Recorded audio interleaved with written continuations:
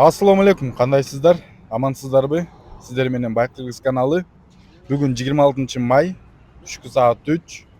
Бишкекте аба ырайы өтө ысык, +32 градус болуп атат. Биз сиздерге кайрадан эле Моссоветтеги курстар боюнча акыркы жаңылыктарды көрсөтмөкчүбүз. Доллар 83, евро 86 сом 50 тыйын, рубль 1 сом 26 тыйын. Доллар 83 сом 30 тыйын, евро 86 сом 60 тыйын, рубль 1 сом 24 тыйын. Доллар 83 сом 50 тыйын, евро 86 сом 60 тыйын, рубль 1 сом 24 тыйын. Доллар 83 сом 50 тыйын, евро 86 сом 50 тыйын, рубль 1 сом 25 тыйын.